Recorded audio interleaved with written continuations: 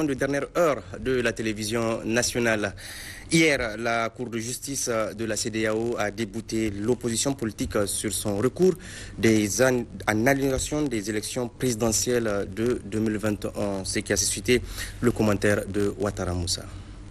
Depuis l'avènement de la 7e République, les autorités ont toujours fait du respect des recours administratifs ou juridiques un sacro-saint principe de la démocratie dans notre pays. En effet, de 2011 à aujourd'hui, les Nigériens, qu'ils soient de la majorité au pouvoir ou de l'opposition, ont pleinement joui de ce droit en toute quiétude. Le dernier en date est celui introduit par l'opposition actuelle relativement aux résultats des dernières élections présidentielles. Un recours devant les juridictions nationales compétentes en matière électorale et qui a par la suite atterri devant une juridiction supranationale, en l'occurrence la Cour de justice de la CEDEAO.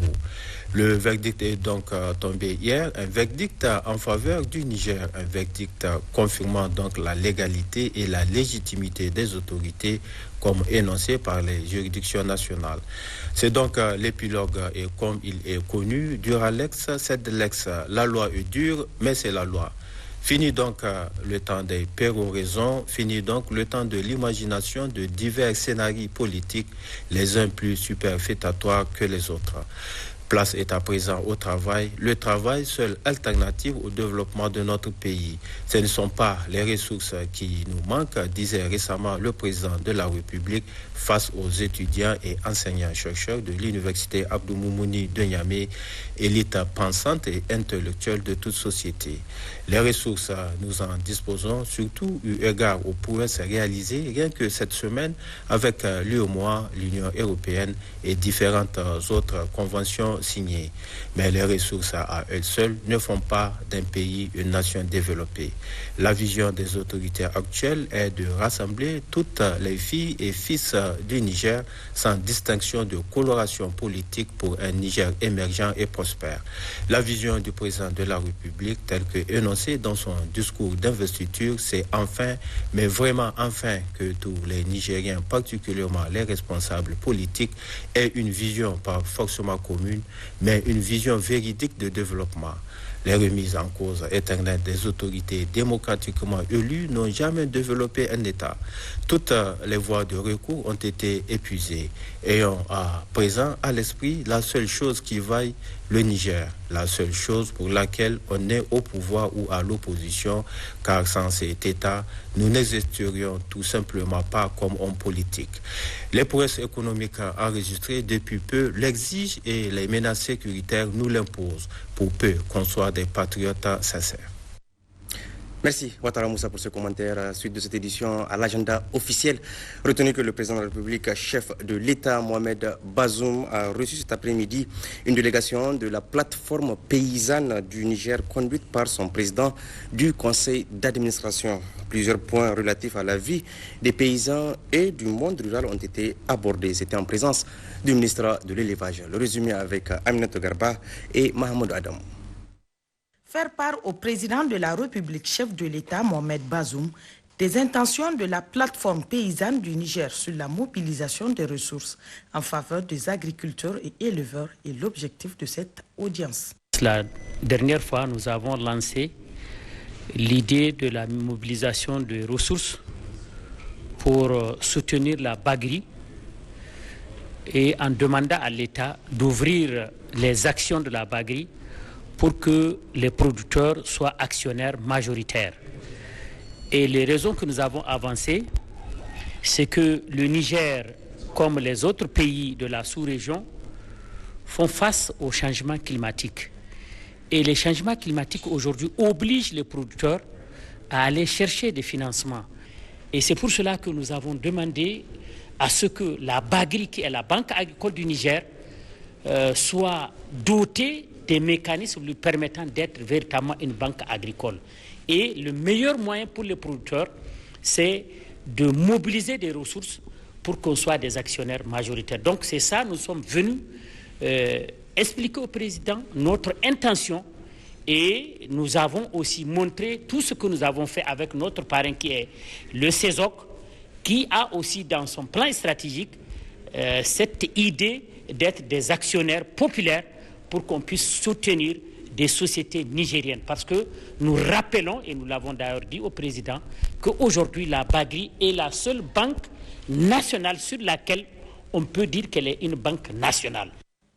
La plateforme paysanne du Niger est un cadre national organisé de réflexion, de plaidoyer, de concertation et d'action des organisations paysannes nigériennes créées en 1998. Elle regroupe des associations, des fédérations, des unions, des coopératives et des groupements des agriculteurs et des éleveurs.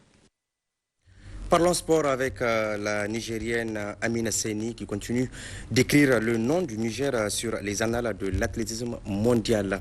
Hier, Amina Seni a remporté le meeting d'Ostrava en République tchèque devant les stars mondiales. Durant ce mois de mai 2022, la Nigérienne s'est imposée également au meeting de Nairobi au Kenya, de quoi attirer l'attention des autorités sportives nigériennes pour faire d'elle une icône nationale à l'image d'Alphaga. N'est-ce pas, Pascal Sissé-Gauthier? Détentrice désormais du record national au 200 mètres, Amina Seni vient encore de faire parler de sa puissance après justement l'exploit réalisé lors du meeting World Athletic Continental Tour qui s'est tenu il y a quelques semaines en Nairobi. Ce 31 mai 2022, la sprinteuse nigérienne n'a pas réfléchi doublement au cours de ce rendez-vous international en République tchèque. Elle creuse l'écart en s'adjugeant la première place de ce meeting d'Ostrava, et ce, en 22 secondes 21 tierces, devant la septuple championne des Jeux Olympiques, Allyson Félix, et 12 fois championne du monde, qui a mis 22 secondes 78 tierces. Une prouesse qui permet à la championne d'occuper la 3e place aux 200 mètres sur le plan continental, derrière la Namibienne Christine Mboma et la Nigériane Favor Ofoli, respectivement 1re et 2e. Au plan mondial, la sprinteuse nigérienne fait partie des top 10, soit la 6e place du classement. Amina Seni a su démontrer et continue à faire parler du Niger. Ainsi, les yeux de l'ensemble des Nigériens doivent être rivés sur elle afin que la championne maintienne la constance pour faire parler et faire rêver davantage notre pays lors des shoots internationales, comme l'a fait Abdourazak Issoufou Alphaga et qui a été soutenu au plus haut sommet de l'État. Le Premier ministre, chef du gouvernement, Oumoudou Mahamadou, a présidé ce matin une rencontre d'échange sur l'accès humanitaire dans le contexte actuel d'insécurité et de déplacement des populations à l'interne. Le but visé est de mener l'action humanitaire dans les meilleures conditions. Le point avec Gérard Blaziz et Akotewa Glassane. Faire le point de l'accès humanitaire dans le contexte actuel d'insécurité. Tel est le but de cette rencontre qui regroupe les organisations humanitaires et des membres du gouvernement sous la houlette du Premier ministre Oumoudou Mahamadou. Dans son allocution introductive, le chef du gouvernement a souligné la nécessité de poursuivre et même de renforcer l'action humanitaire pour toucher le maximum de personnes concernées par la situation humanitaire.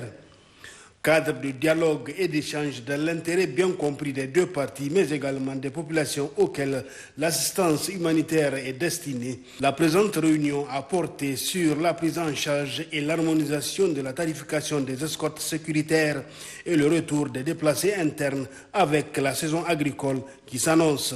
Pour ce qui est des tarifs, nous avons noté la recommandation, donc le ministère de l'Action humanitaire, l'Intérieur et la Défense, en liaison avec OCHA. Je pense que les autres peuvent mandater OCHA et Madame la coordinatrice pour voir la question de tarification de déplacement. Donc, on considère que cette question est définitivement réglée. Pour ce qui est du retour des déplacés, nous avons effectivement en projet 2 grandes opérations de retour des déplacés. Il y a celle de Difa et celle de Tillabéri, notamment Ngoté et Torodi. Sur le plan sécuritaire, le gouvernement prendra toutes les dispositions pour que les zones où ces populations-là vont retourner soient sécurisées. Nous avons tiré le son de la première opération qui a été réalisée à Difa. Et nous avons tiré aussi leçon de l'opération que nous avons réalisée dans l'Anzourou au niveau de Tillabéri. Et donc, je peux vous assurer que sur le plan de la sécurisation de la zone, nous allons prendre des dispositions. Il est hors de question que les personnes retournent dans les villages et qu'ils soient encore obligés de repartir. À Difa, nous avons prévu les forces de défense et de sécurité nécessaires. En ce qui concerne Tillabéri et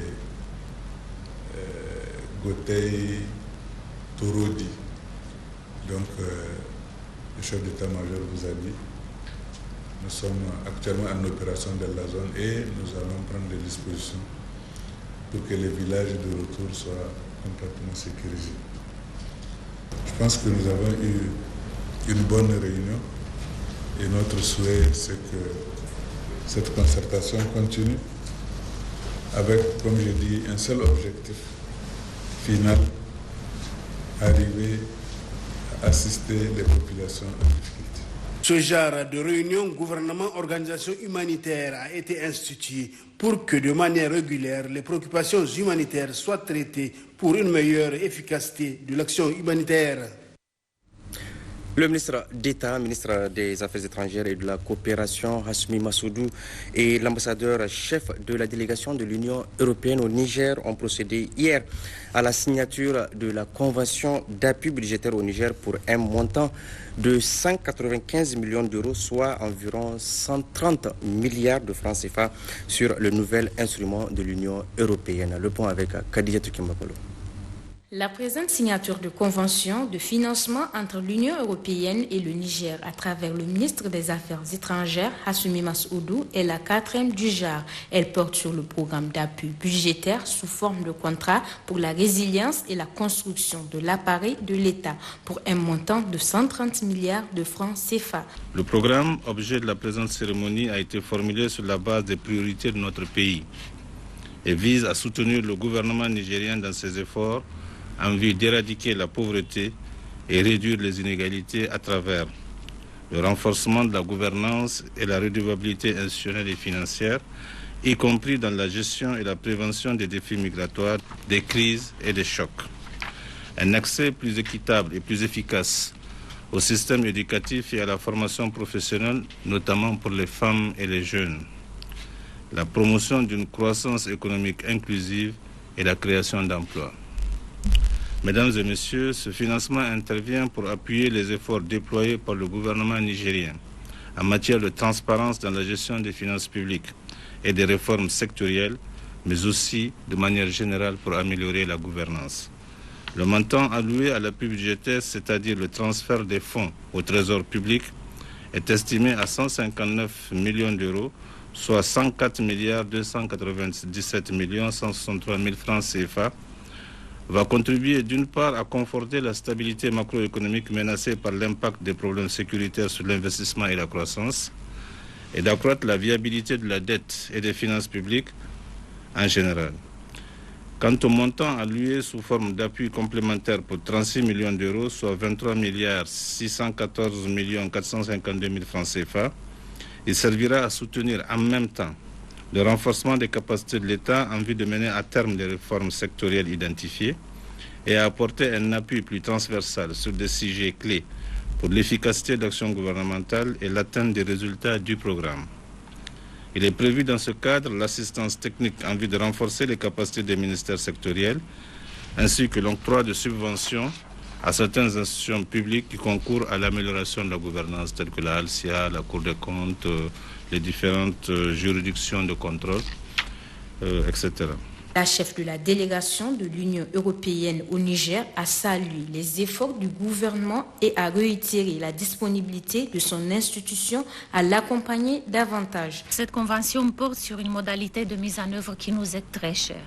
Il s'agit de l'appui budgétaire et qui vient à la fois confirmer et renforcer davantage l'excellente coopération qui unit l'Union européenne à la République du Niger.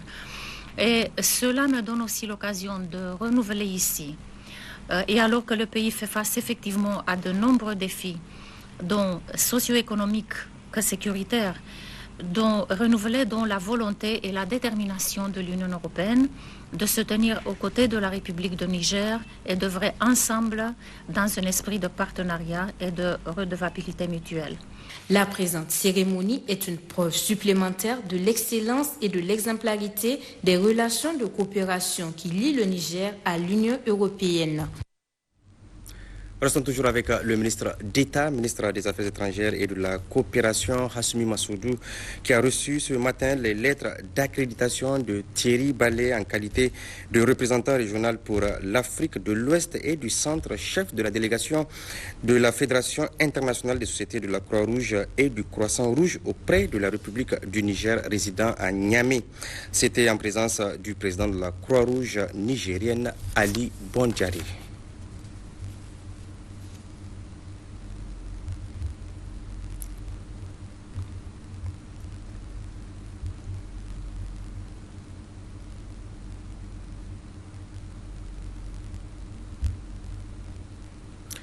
Autre aspect de cette édition, suite aux rumeurs qui circulent sur les réseaux sociaux par rapport à la gratuité des soins du paludisme, le ministre de la Santé publique, de la Population et des Affaires sociales, Dr Idi Ilyas Menassara, a animé un point de presse hier après-midi. Objectif, apporter un éclaircissement sur le sujet en question. Le résumé avec Mariama Ibrahim Sabi et Abdoulaye Ali. Ce point de presse animé par le ministre de la Santé publique, Dr Idi Ilyas Menassara, vise à confirmer la gratuité du traitement du paludisme dans les centres de santé et d'éclairer davantage l'opinion publique sur la question. Tout enfant de 0 à 5 ans suspect de paludisme reçoit un test de dépistage de palu rapide et gratuit. En cas de positivité, un traitement antipaludique par voie orale avec les différents produits que vous voyez ici, qu'on a visités dans les magasins, donc est administré pendant 3 jours et gratuitement. En cas de palu grave, ce malade est référé dans un hôpital de district, mais après traitement d'urgence, gratuit également. Ça, je parle des enfants de 0 à 5 ans. Quand on dit 0 à 5 ans, ils n'ont même pas de forfait à payer. Pour les malades atteints du paludisme de forme grave et ayant dépassé l'âge de 5 ans, la prise en charge est particulière. Pour les patients de plus de 5 ans, il faut bien noter, plus de 5 ans, ils sont soumis aux dispositions de la loi sur le recouvrement de coûts qui a été adoptée en 1996 en ce qui concerne le paiement de forfait. Cette loi indique que tout malade dont l'âge est supérieur à 5 ans, quelle que soit la maladie, doit payer un montant qui varie de 900 à 1100 francs en fonction des CSI. Puisque par rapport à la prestation communautaire, c'est la population qui se réunit pour désigner le COJES. Et c'est l'Assemblée générale qui détermine le montant du forfait. Et vous allez voir dans certaines régions ou certains CSI où le forfait c'est 900 francs. Quand tu viens dans un CSI, on te demande de payer 900. Certains c'est 1000 francs. Il y a là où c'est 1100 francs ou 1200. Mais ce qui est sûr, il y a des textes réglementaires qui régissent la prestation communautaire qui règlent le montant où il y a un minimum et un maximum. Et cette fourchette-là, de 900 à 1100 francs, c'est la fourchette minimum et maximale qu'on ne peut pas dépasser. Le ministre a également attiré l'attention sur certaines confusions. Mais ce qu'il faut comprendre, si c'est une autre maladie, on peut vous donner l'ordonnance, si ce n'est pas le palu. Ici, on parle du palu. Il ne faut pas que les gens fassent la confusion demain. Tu vas dans un CSI, on détecte le palu, on te donne le traitement de palu. Et dans l'anamnèse de l'examen physique, on détecte que tu as une bronchite, on te donne l'ordonnance d'amoxicilline. Tu vas dire non, on a dit que c'est gratuit. Et c'est pour ça qu'on insiste pour que les gens comprennent. C'est le palu aujourd'hui qui menace, qui fait beaucoup de cas de décès, beaucoup de cas de morbidité, dont ces produits-là sont gratuits. À noter que cette gratuité du traitement du paludisme est effective suite aux multiples efforts du gouvernement nigérien avec l'appui de ses partenaires. Dernier aspect de cette édition, partons à Dosso avec le ministre de l'Éducation nationale, le professeur Ibrahim Natatou, qui a effectué une visite ce matin, une visite de travail à l'école normale de Dosso. Objectif, s'inquiéter des conditions de travail des services déconcentrés de son département ministériel. Le compte rendu est signé Rachida Nawada et Haris Garba. À travers cette visite, le ministre de l'Éducation nationale, professeur Ibrahim Natatou, entend s'enquérir des conditions de travail des services déconcentrés de son département ministériel afin d'apporter des solutions appropriées aux problèmes qu'il rencontre. Ainsi, cette visite l'a successivement conduit au niveau de la direction de l'école normale, à l'école annexe, une école bilingue expérimentale basée dans l'enceinte de l'école normale qui s'inscrit dans le cadre de la nouvelle réforme éducative. Le ministre s'est également rendu aux directions départementales de l'éducation nationale, à l'inspection pédagogique régionale IPR et à la direction régionale de l'enseignement national. Partout où le ministre est passé, des explications détaillées lui ont été fournies par les différents responsables. Par la suite, professeur Ibrahim Natatou a présidé des rencontres d'échange. D'abord avec les cadres régionaux de l'éducation et les structures des élèves, avant de s'entretenir avec le comité d'organisation et de gestion des établissements scolaires COGES. Au terme de sa série de visites, le ministre tire ici les conclusions de sa mission. On ne peut pas faire une bonne formation quand on n'a pas de bons formateurs. Et les formateurs se trouvent aujourd'hui dans les écoles normales, c'est là où on les forme. Et nous sommes venus voir comment cette institution fonctionne, quels sont ses avantages et bien sûr, elle a besoin de quoi pour fonctionner davantage. Nous avons tenu une réunion de travail de pratiquement plus de 2 heures avec les encadreurs, avec l'administration, avec toutes les autorités régionales pour passer au peigne fin tout le problème qui cerne ce domaine. Cela va nous permettre de préparer un bon rapport qui va nous permettre, bien sûr, de convoquer une réunion le plus rapidement possible de toutes les écoles normales du Niger pour voir dans la mesure du possible comment il faut harmoniser la démarche curriculaire, comment il faut harmoniser notre vision dans ce domaine. Le ministre Ibrahim Natatou est accompagné dans ce déplacement du gouverneur de la région de Dosso, Al-Bashir Aboubakar, du président du conseil régional Maman Trouba, des cadres centraux et régionaux de l'éducation.